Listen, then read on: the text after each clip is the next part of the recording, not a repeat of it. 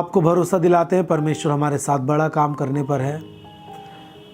हमें परमेश्वर ऐसे बड़े मजबूती के साथ खड़ा करेगा जिसे पूरी दुनिया देखेगी, जिसे पूरे लोग देखेंगे, जिसे वो लोग जो समझ नहीं पा रहे उन्हें क्या करना चाहिए और उल्टी सीधी बातें कर रहे हैं, उल्टी सीधी गवाहियाँ बना रहे हैं, उल्टी सीधी कमेंट कर रहे हैं, जो लड़ाई झगड़े कराने वाले लोग हैं उल्टी सीधी बातें बोल रहे हैं, झूठे आरोप लगा रहे हैं, इन सब का परमेश्वर लेखा लेने वाला है।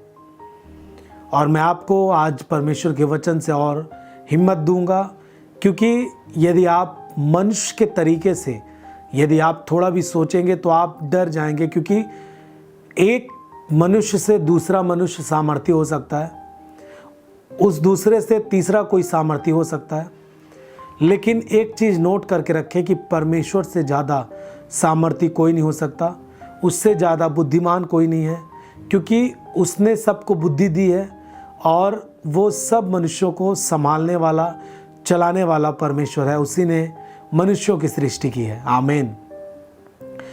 तो हम सब ऐसे परमेश्वर के हाथ में हैं जो बोलता है, जो देखता है, जो सुनता है और जो काम करता है। हालेलुया। हमको ऐसे परमेश्वर के हाथ में नहीं जो बोलता नहीं, जो सुनता नहीं, ऐसे लोगों के हाथ में हम नहीं हैं, परंतु हम ऐसे परमेश्वर के हाथ में हैं जो अद्भुत रीत से काम करने के लिए खड़ा रहता है अपने लोगों के साथ। उसने कहा कि जाओ तुम सुसमाचार प्रचार करो, और उसने आखिरी में कहा कि जगत के अंत तक मैं सदा तुम्हारे साथ हूँ। और आज भी उसने हमें छोड़ा नहीं है। बस इंतजार करें कि परमेश्वर जो कर रहा है। लोगों को लगता होगा कि हमने इनको झूठी गवाही बनाकर, झूठे आरोप लगाकर कितने अच्छे तरीके से फंसा दिया है। अब इन्हें हमें डराएंगे, इन्हें हम धमकाएंगे और इनको शांत कर देंगे, और यीशु मसीह का राज्य जो बढ़ रहा है, जो लोग उसे स्वीकार कर रहे हैं, वो सब बंद कर देंगे, लाठी डंडे से इन्हें शांत कर देंगे। लेकिन ये वो चीज़ है जो शांति के साथ बढ़ता है और इसके राज्य का अंत नहीं होता। क्योंकि ये कोई बिल्डिंग के तहत काम नहीं होता, कोई संस्था के तहत काम नहीं होता।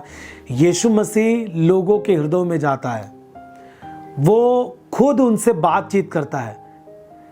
कोई मेरे कहने से प्रभु में नहीं आया है, कोई मेरे समझाने से प्रभु में नहीं आया है, परंतु हमने जो समझाया, प्रभु ने सामने वाले से खुद बात किया है।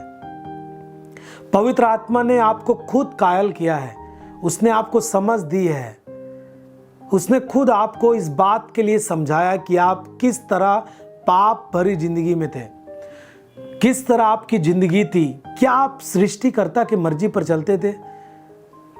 क्या आपने सच्चाई को जाना था इसके पहले? क्या आपने उस चीज को जो आज आप अनुभव कर पा रहे हैं, इसके पहले आपने कभी अपने जीवन में अनुभव किया था? ये सब चीजें पवित्र आत्मा आपसे खुद, आपका परमेश्वर प्रभु यीशु मसीह खुद आपके जीवन से बात करता है और आपको एक शांति देता है, और आपको लगता है कि सच में यीशु ने जो कहा यूहन्ना 14:6 में कि मार्ग, सत्य और जीवन मैं हूं, बिना मेरे द्वारा स्वर्ग राज्य में और पिता के पास कोई नहीं पहुंच सकता। आप उसको दृढ़ निश्चय करते हैं और आप यीशु के पीछे वो लेते हैं। आप देख रहे हैं इस समय सोशल मीडिया पे कि किस तरह मसीही लोगों पर अत्याचार हो रहे हैं, और छत्तीसगढ़ और भी राज्यों में जैसे अब मसीही लोग अपनी बातें रखने के लिए जाकर धरना दे रहे हैं, लोगों के सामने बोल रहे हैं शांतिपूर्ण तरीके से, कोई मारपीट नहीं, कोई सरकारी चीज़ों का कोई भी नुकसान नहीं, कोई भी ऐसा प्रोटेस्ट नहीं कर रहे हैं वो कि किसी का नुकसान हो, कोई चीज़ों का नुकसान हो, परंतु शांतिपूर्ण वो तरीके से वो अपनी मांग कर रहे हैं कि हमें क्यों जबरदस्ती किया जा रहा है, हमारे प्रार्थना सभाओं में क्यों लोग घुस करके मारपीट करते हैं।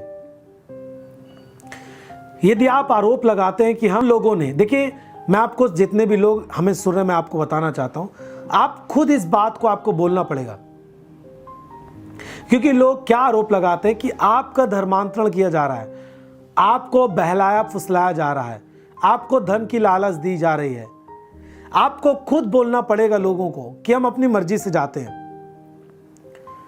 आप उनको बोल दीजिए खुद कि हमारी जिंदगी से आपका क्या लेना देना, हम अपनी मर्जी के अनुसार अपनी जिंदगी दे सकते हैं।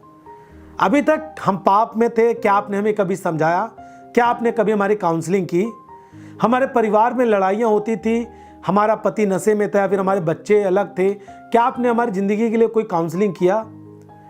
हम आपकी ज़िंदगी के लिए कुछ नहीं बोलना चाहते, हम आपके ऊपर कोई भी बातें नहीं रखते। आप जैसी मर्जी आप जी रहे हैं, तो आप हमें क्यों नहीं जीने दे रहे हैं? हालेलुया। इस बात को रखने के लिए कई जगह पे लोग धरना दे रहे हैं, है ना, प्रोटेस्ट कर रहे हैं। और आपने देखा कि किस तरह, है ना, अपने पसदौरा चर्च को लोगों ने झूठे आरोप लगाकर किस तरह बंद कराए चर्च को, और अभी तक जांच कर रहे हैं। अभी पापा की बेल होने वाली थी, लेकिन फिर जाकर के प्रशासन ने वहाँ पर टाइम लिया कि हमें जांच करने का मौका दिया जाए। और अभी तक जो गवाहियाँ बनी हैं सब झूठी बनी हैं।